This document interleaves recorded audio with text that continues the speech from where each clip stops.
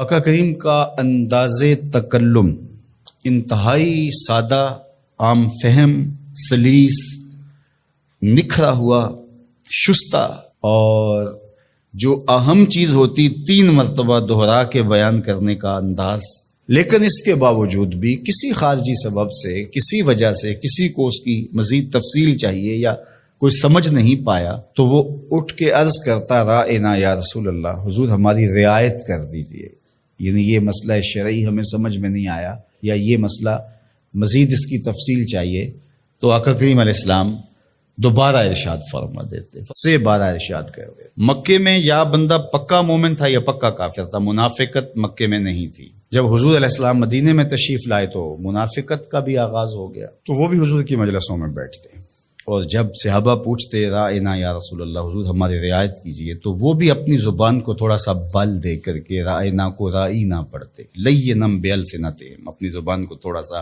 مروڑ کے۔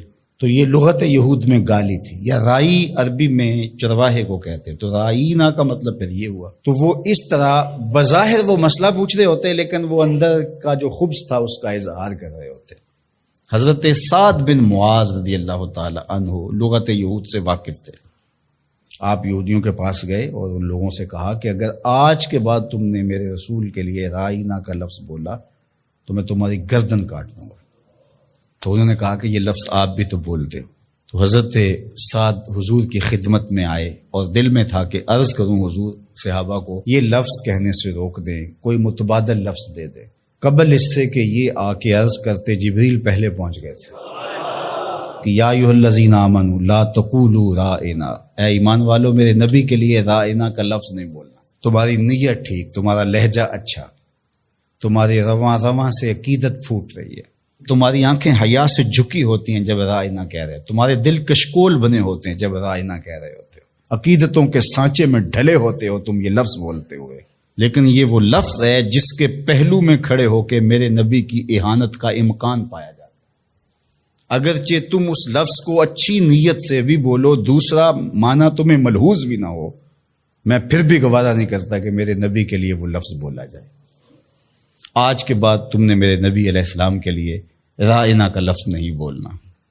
مالک کوئی اور لفظ بولیں گے تو لوگ اس لفظ کو بھی اپنے مفہوم کے لیے اور اپنے خبث باطن کے لیے استعمال کرنے لگ جائیں گے۔ تو کہا نہیں، اس کا متبادل ایسا لفظ دے رہا ہوں، قیامت تو آ سکتی ہے، کسی منافق کی بولی نہیں ہو سکتی۔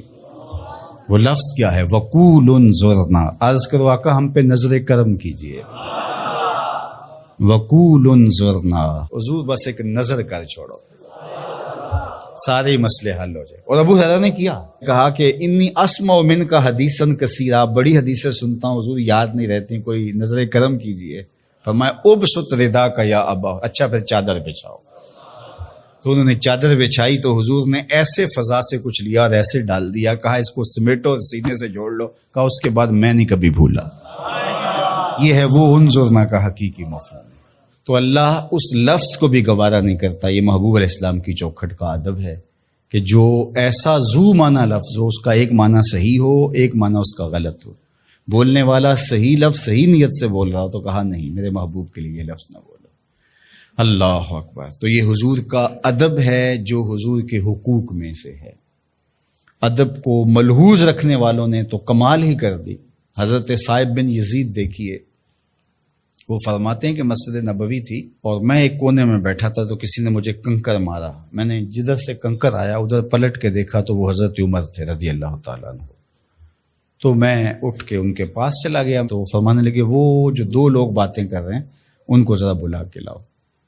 تو میں گیا اور ان کو بلا کے حضرت عمر کے پاس لے گیا۔ تو حضرت عمر نے ان سے پوچھا تم کہاں کے رہنے والے؟ انہوں نے کہا جی طائف کے رہنے والے۔ تو حضرت عمر فرمانے لگے تم اگر اس شہر کے رہنے والے ہوتے میں تمہیں سزا دیتا، تم بلند آواز سے بول رہے ہو، جانتے نہیں یہ مسجد رسول اللہ کی ہے۔ ادب سکھایا، تمہاری آواز بھی اونچی نہیں ہونی چاہیے۔ اور یہ حضور کی حیات طیبہ میں بھی اور روضہ رسول پر بھی یہ ادب امت کے اوپر لازم ہے۔ مجھے بڑا دکھ ہوتا ہے جب وہاں جا کے لوگ بدتمیزیاں کرتے ہیں۔ لے سانس بھی آہستہ کے دربار نبی، یہ حضور کی چوکھٹ ہے۔ امام مالک نے 40 سال تک حضور کے روضہ انور کے قریب بیٹھ کے درس حدیث دیا ہے، اور 40 سال میں ایک بار بھی ایسا نہیں ہوا کتاب کے ورق کے پلٹنے کی آواز بھی پیدا ہونے دی۔ یہ حضور کا ادب ہے کہ اپنی آوازوں کو بھی پست رکھا جائے، اپنے لہجوں کو بھی کنٹرول کیا جائے، اور وہ انداز اختیار نہ کیا جائے جو عامیانہ پن سے جڑا ہوا ہو۔ عامیانہ پن سے مخاطبت نہ کی جائے رسول کریم صلی اللہ علیہ وآلہ وسلم سے۔ یہاں لفظ بھی تولنے پڑتے ہیں۔